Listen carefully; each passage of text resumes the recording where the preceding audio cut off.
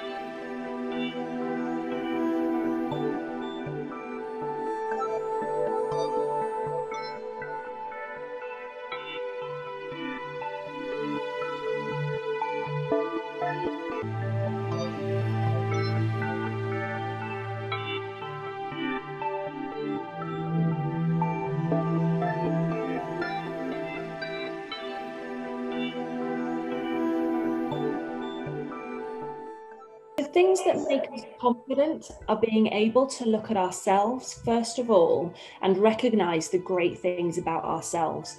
Sometimes we look elsewhere and we ask other people to give us confidence. And actually, all that does is seek the approval of other people. We need to learn to be able to validate for ourselves first.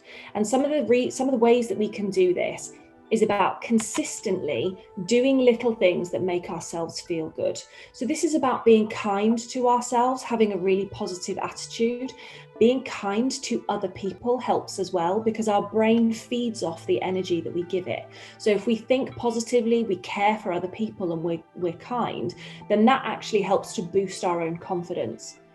Another really big point about confidence is being grateful for what you have. So take some time every day to think about what you're grateful for and what else you can do to help other people be grateful in life as well.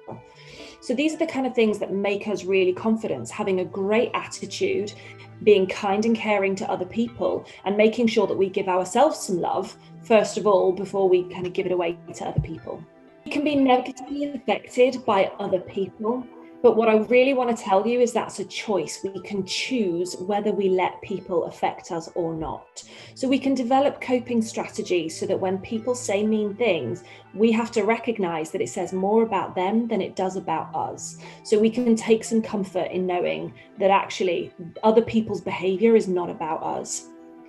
If we think bad things about ourselves, that makes us feel less confident. So introduce some daily affirmations where you tell yourself that you are going to be really great at this job interview, that you're going to be really great in your career. And the more you say these things, the more you'll believe it and the more confident you will become. The other thing that we sometimes misunderstand is when we're mean to other people, our brains also apply those things to ourselves. So the kinder we can be to other people, the more our brains will be kind to us and we'll be more confident overall.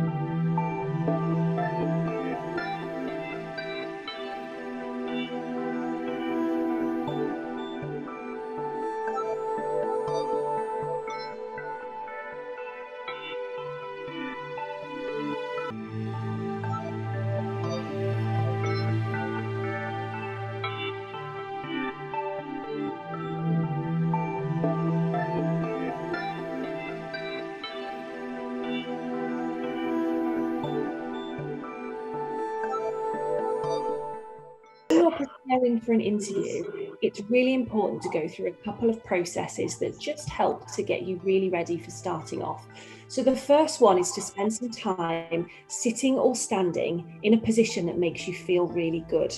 This is called like a superhero pose. So make sure you stand really tall and strong and smile, because it actually has a physiological effect on your well-being. The next thing is to practice taking some deep breaths. If somebody asks you a question and you need a moment to think about it in an interview, that's okay, and it's actually expected. So take the moment to take a lovely deep breath and just think through what you're going to say instead of launching into a ramble. So it gives you a chance to be really composed in your delivery. Before you go into an interview, visualize success. Imagine what it's going to be like being offered the job, somebody shaking your hand afterwards and saying thank you. Imagine yourself delivering the answers in a calm and confident way that looks the best to an employer that it can be. There is so much power in telling yourself beforehand that something is going to go well. And the other thing is know your subject matter. So spend some time preparing and practicing so you know what the first kind of things you might say if somebody asks you certain questions. Spend a bit of time looking online at the kind of things you might be asked and prepare some answers for those. But also remember that you can cope with a question that you weren't expecting. So just take a moment preparing for what you will do if a question comes up that you're not expecting, which is sit up nice and tall, take a deep breath, and just think your way through it.